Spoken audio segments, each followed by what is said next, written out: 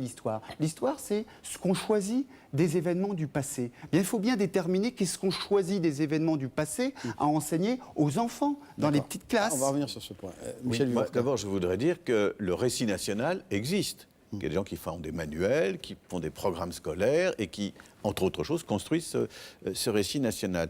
La question, c'est que ce récit national, il est contesté de tous les côtés.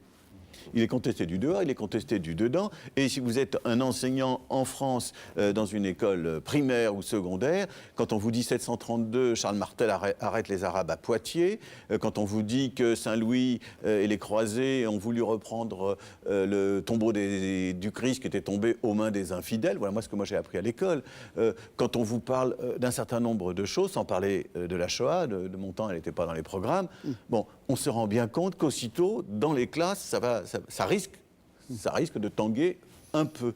Et donc, moi, ce que je crois aussi, c'est qu'il y a un problème de conception même de ce que l'histoire peut être à l'école, et que ça n'est pas si simple que ça, et on a des mémoires qui jaillissent, des mémoires, vous savez, parfois elles sont très bonnes, mais parfois aussi elles disent n'importe quoi. Mais qu'est-ce qui fait qu'elles jaillissent? C'est qu'il y a peut-être Alors, on rentre là dans des transformations profondes de notre société. Oui. Dans le temps... qu'on n'a pas vu venir à ce point? Non, c'est pas ça, c'est pas ça. Dans le temps, le modèle français, comme on dit, l'intégration française ou l'assimilation française consistait à dire, il y a une nation, il y a une république, il y a un récit de tout ceci, et le progrès, c'est de faire rentrer tout le monde là-dedans. Oui. Et donc, il y a 2000 ans, vos ancêtres et mes ancêtres, qui ne devaient pas être ni les vôtres ni les miens spécialement gaulois, mais c'était les Gaulois. Alors, on vous apprend ça, on annonce ça, et ça marchait. Ça marchait.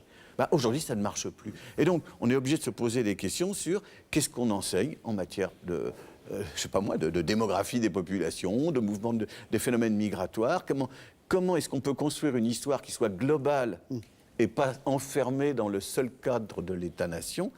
Et évidemment, ça peut avoir des effets délétères sur l'idée de nation, mais on peut aussi imaginer que les gens sont plus intelligents que certains voudraient le croire, et qu'il est possible de reconstruire une idée de nation qui tienne compte de tous ces phénomènes dont je suis en train de parler. D'où l'esprit critique dont vous parlez. Je voudrais juste ajouter un quart de phrase en réaction à ce que vous disiez tout à l'heure. On m'a sollicité, moi, dans ce débat sur l'identité nationale. Alors, quand je dis moi, il y a des centaines de collègues, historiens, sociologues, anthropologues, des gens qui avaient quelque chose à dire par leur recherche sur la nation. Alors, je vais vous dire ce qu'on m'a fait, moi, qui m'a quand même plutôt choqué. J'ai été convoqué dans une sous-préfecture, je ne sais plus laquelle, et on m'a envoyé les papiers, et on m'a dit voilà ce que c'est que l'identité nationale, veuillez vous rendre tel jour à la sous-préfecture pour discuter avec d'autres de ce que nous avons déjà décidé, qui est l'identité nationale. Ah d'accord, donc on ne vous a pas convié pour en discuter, mais pour parler d'une définition déjà préétablie. Voilà, ça c'est mon cas personnel. Oui. De façon plus générale, il y a eu un mépris souverain dans la construction de ce débat, qui effectivement, pourquoi pas, il y a eu un mépris souverain pour ceux dont c'est le métier, en principe, de produire des connaissances sur l'identité nationale, et pour ceux dont c'est le métier de former nos enfants à l'identité nationale. Alors qu'à la limite, on méprise un chercheur, bon, ça ne lui fait pas plaisir, mais enfin, c'est pas dramatique.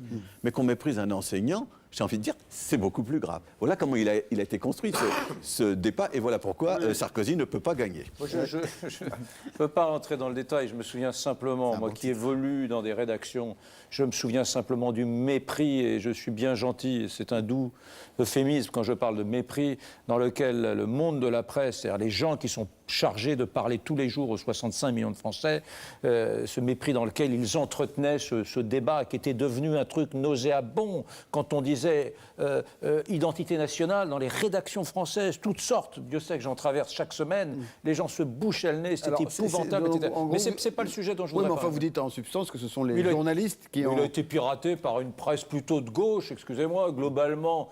C'est votre dada, Eric Brunet, toute la presse est de gauche. Oui, c'est mon dada, mais c'est vrai. D'ailleurs, Yves Tréhard et vous-même êtes de gauche dans mais Tréhard et moi, on n'est pas de gauche. Mais attendez, il y a 37 000 journalistes en France. Ouais. Et c'est pas le Figaro et Brunet sur RMC qui renseignent, qui informent la totalité de la France. Ouais. Mais bon, vous ne croyez pas sur ce sujet.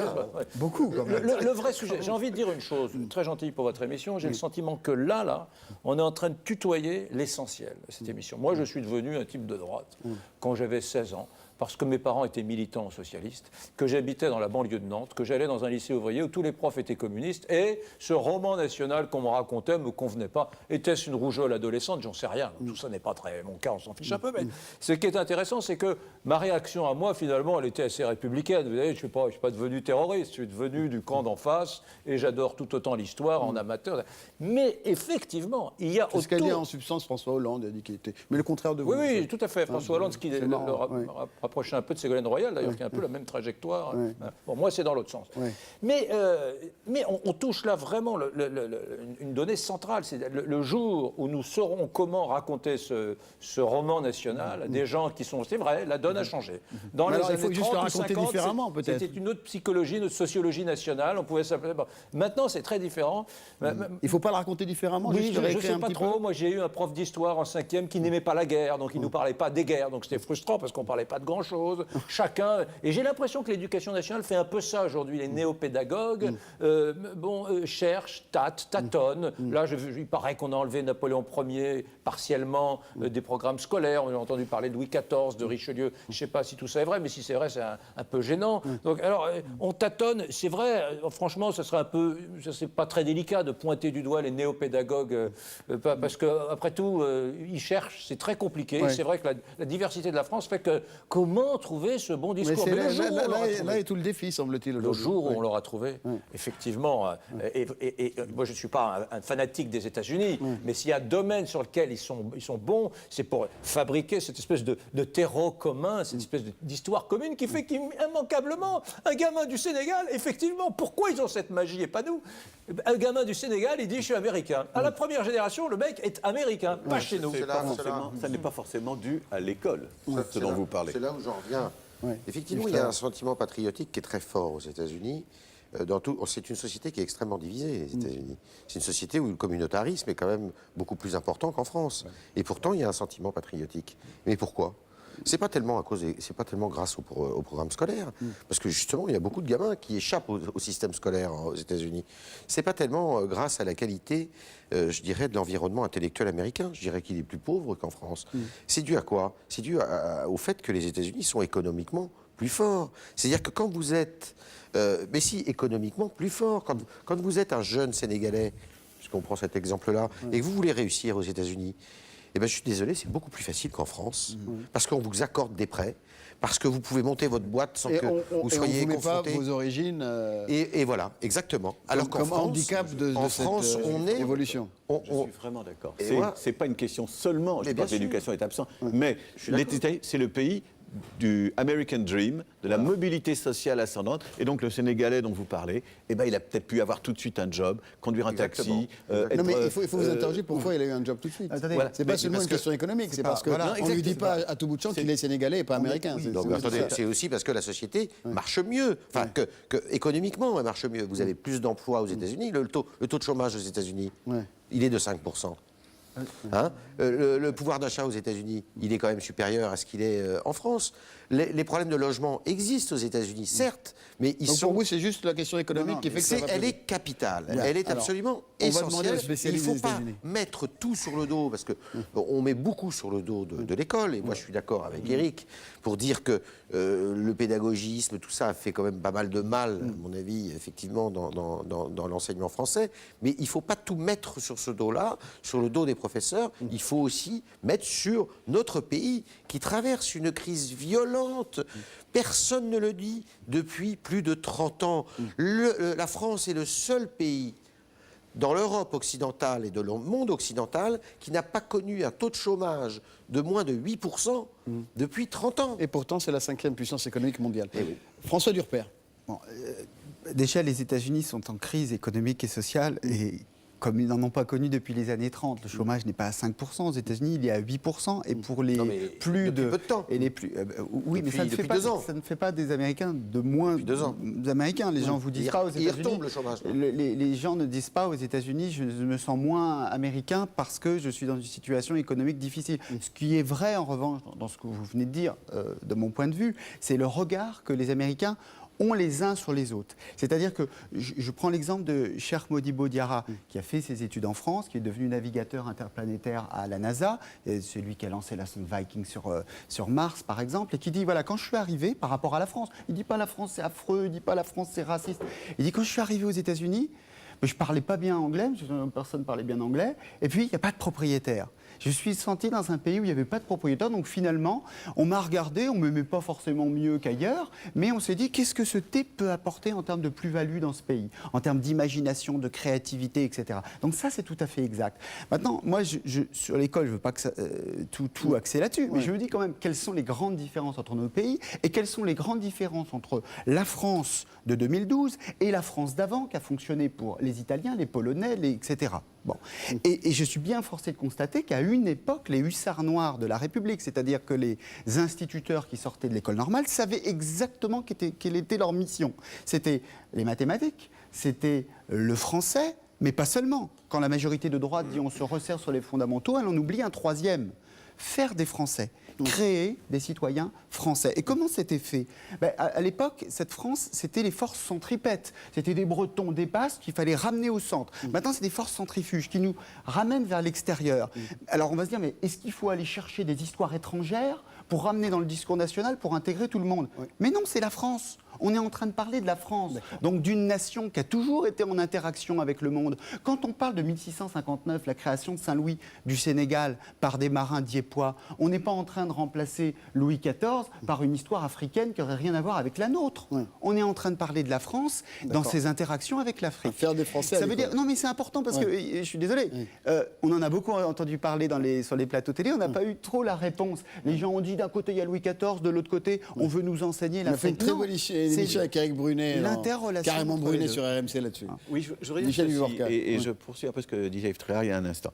Moi, je pense que la France, depuis 30 ou 35 ans, a été incapable, ou a eu plus de difficultés que d'autres pays, de voir que le monde changeait.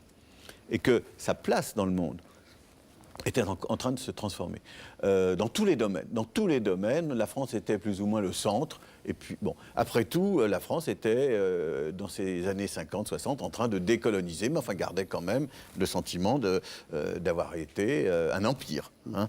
Bon, et donc, moi je pense que le monde a basculé, la place de la France a basculé sans que les Français l'acceptent, parce qu'ils s'étaient tellement identifiés à ce qui s'était passé dans la période antérieure que ça leur était beaucoup plus difficile qu'à d'autres de comprendre la mondialisation, par exemple. Les Français, encore aujourd'hui, n'aiment pas l'idée même de mondialisation. Je ne dis pas qu'il faut l'aimer, mais on peut la voir un peu autrement quand même. Et donc les Français, brusquement, ont découvert que leur langue, c'était plus ça, que leur économie, bon, on a quelques réussites flamboyantes, mais enfin quand même, je regardais à la télévision il y a quelques jours un documentaire sur le France. Alors, qu'est-ce qu'on ne disait pas quand on a lancé ce bateau Concorde, qu'est-ce qu'on ne disait... Bon, c'était déjà avec les Anglais, c'est pas... Bon. Et puis aujourd'hui, à l'évidence, ce pays est en train, et c'est ça qui m'intéresse le plus, ce pays est en train de prendre conscience que pendant 30 ou 35 ans, il a laissé un peu filer les choses. Oui. Et tous ces débats sur la nation, on pourrait les penser de façon beaucoup plus constructive si on se disait, et c'est un peu ma pensée, que nous sommes dans un moment où des choses sont en train de se reconstruire, ou pourraient se relancer, se reconstruire, et que cela implique de réfléchir à nouveau frais, non pas sur Jeanne d'Arc, Louis XIV, etc., mais sur le fait qu'une nation peut être tout à fait à la fois elle-même et ouverte au monde. Qu'une nation peut être tout à fait soucieuse de ses propres intérêts et adresser un message universel. Enfin bref, repenser à nouveau frais cette idée, ça me semble être un tout petit peu dans l'air du temps, et c'est ça ce qui est le plus intéressant. Autrement dit, là où le Front National nous tire, me semble-t-il, complètement vers l'arrière, là où des discours sur Jeanne d'Arc nous tirent complètement vers l'arrière, moi je pense qu'on peut parler de la nation, essayer de parler de la nation, en se projetant autrement vers le futur. Eric Brunet. Oui, d'accord, mais je suis d'accord avec l'ami Durper. Le formidable boulot des hussards noirs de la République, aujourd'hui, rien ne s'est substitué à ça. Et malheureusement, sur le substrat, les fondamentaux, le boulot n'est pas fait. En clair, il faut se promener, puis plus personne ne sait qui est qui. Enfin, de Richelieu à Louis XIV, de Clémenceau au général de Gaulle, même de Gaulle, chez les ados, c'est quelque chose qui n'est pas très maîtrisé. Je ne veux pas faire le réactionnaire, mais c'est un fait. Vraiment, on est dans un état de déconstruction des savoirs qui est terrible. Bon, alors, on est un peu masochiste en France en même temps. Je vous dis ça, et en même temps, il y a un truc en moi qui m'amène à penser qu'on est aussi un des... Alors, faut-il parler de melting pot à la française, je sais pas, mais on est aussi peut-être un des pays qui a le mieux réussi au monde. Dans les années 50, pourquoi Paris est la capitale du jazz? Parce que les musiciens noirs américains qui passent aux États-Unis, à New York, par l'entrée de service pour donner leurs concerts, hein, bon, quand ils viennent ici, ils sont dans une équation assez égalitaire. Ils peuvent embarquer une jolie blonde à la fin de la soirée sans qu'on les vilipende, alors qu'aux États-Unis, pas trop. Bon, dans les années 50. Et aujourd'hui, là, moi j'ai un copain qui est styliste pour Castelbajac, qui vient de Chicago, qui est noir. Il me dit, mais la France, c'est un bonheur absolu. Si tu savais ce que j'ai vécu à Chicago, le racisme au quotidien, très, très chic, très élégant, très américain, très contemporain, il me dit, mais la France, c'est le bonheur. Donc, il me renvoie aussi cette image, et qui n'est pas une image d'échec. Quand j'entends, encore une fois, les gens se plaindre toujours de la souffrance, d'une espèce de racisme endémique qui sévirait chez nous, je pense à ce type-là, et je me dis, mon Dieu, quand moi j'ai appris à l'école que le melting pot, c'était la réussite américaine. On parlait aussi beaucoup du Brésil. Alors, le Brésil, parlons, c'est encore pire. Écoutez, je me dis qu'on a quand même réussi quelque chose en France. Ouais. Alors justement, Michel Vivorca, vous disiez que le Front National nous tirait un peu vers le bas par rapport à cette grande idée de nation, par rapport à ce récit national qui pourrait se réécrire. Mais quand on regarde certaines composantes de la société française, ils vont se diriger aujourd'hui plutôt vers ce fameux Front National. Et on va regarder un reportage sur l'exemple de la classe ouvrière. Alors c'est moi qui vous fais la transition. Ce coup-ci. Il y a 30 ans, la plupart de ces ouvriers votaient à gauche. Aujourd'hui, c'est loin d'être le cas. Est-ce que vous lui faites confiance davantage à la gauche? Pas plus qu'à la droite, moi, personnellement. Pourquoi? Parce qu'ils ne sont pas crédibles. Ils sont pas crédibles sur quoi? Qu'est-ce que vous attendez, vous? Non, il y a beaucoup de promesses et rien derrière. La gauche, je crois plus du tout. Pourquoi? Parce que je trouve que ils nous ont laissé du mauvais, beaucoup de mauvais. En 1978, la gauche recueillait 70% des voix des ouvriers, contre 40% au premier tour en 2007. Parallèlement, la droite a progressé pour atteindre 44% lors de la dernière présidentielle. C'est d'ailleurs le succès de Nicolas Sarkozy, avoir su séduire ces classes populaires. Son discours sur le travail, les ouvriers y ont cru. Mais 4 ans plus tard, beaucoup ne voteront plus pour lui. Sarkozy, pourquoi pas? Oh non. Non? Non, non. Pourquoi? Ah non, c'est tout. Non. Vous y avez cru? Déçu. Ah oui. T'es déçu, carrément, oui. Sur quoi? Surtout. Surtout. On y a cru, mais il n'a pas tenu ses paroles, alors. Sur quoi? Bah surtout, il dit tout le temps, mais il fait jamais. Travailler plus pour gagner plus? Ouais, non, c'est travailler plus pour gagner moins. Ouais. Ça, c'est vrai. Ça, c'est pas... C'est vrai? Oui, Ouais. pour gagner moins. Et aujourd'hui, c'est Marine Le Pen qui creuse son sillon. Depuis 20 ans, la progression de l'extrême droite est forte, à l'exception de 2007 où les classes populaires lui ont fait défaut. Aujourd'hui, son discours semble faire écho. En tête chez les ouvriers, selon un récent sondage, 43% d'intention de vote au premier tour contre 22% à Nicolas Sarkozy et 20% pour François Hollande. Qu'est-ce qui vous séduit? Déjà le fait qu'elle soit franche et qu'elle dise les choses clairement et sans prendre sans casser du sucre sur les gens, mais sans prendre de gants aussi. Marine Le Pen, non, vous écoutez pas du tout ce discours? Si. Qu'est-ce qui vous intéresse chez Marine Le Pen dans le discours? La France aux Français. Vous avez voté donc Mitterrand et vous avez été déçu par la gauche? Oui. On a été déçus par la gauche, on a été déçus par la droite, alors on est perdu maintenant. Marine Le Pen, vous écoutez ce qu'elle propose? Oui. Qu'est-ce qui vous séduit dans les propositions de Marine Le Pen? Elle serait proche du peuple. Ce divorce avec les partis de gouvernement, en particulier avec la gauche, les syndicats eux-mêmes l'ont constaté. En dehors de la période des 35 heures, on n'a pas senti qu'il y ait de véritables changements quand la gauche est au pouvoir par rapport à la droite. Le développement du chômage, les privatisations, la pression à la baisse sur les salaires que, à droite et à gauche, on appelle très souvent le coût du travail. Cette gauche avait donc fait le choix des classes moyennes. Pour ce socialiste, spécialiste des études d'opinion, cela n'a pas été sa seule erreur. La gauche a eu tendance, dans l'empathie sociale qui est la sienne, à se préoccuper en priorité des gens qu'on appelle les exclus, c'est-à-dire qui ne sont pas concernés par le travail, à travers des mesures phares. Hein. Ça a été le RMI, ça a été la couverture maladie universelle, ça a été l'aide médicale d'urgence pour les travailleurs étrangers en situation irrégulière. Et c'est quelque chose qui a été assez mal vécu, d'une certaine manière, par les travailleurs pauvres, hein, qui considéraient qu'on en faisait beaucoup pour ceux qui ne travaillent pas et pas assez pour ceux qui travaillent. Cet enjeu du vote ouvrier, les politiques l'ont bien saisi. Depuis plusieurs semaines, les 3 favoris du premier tour multiplient les déplacements devant les usines. Michel Vivorca.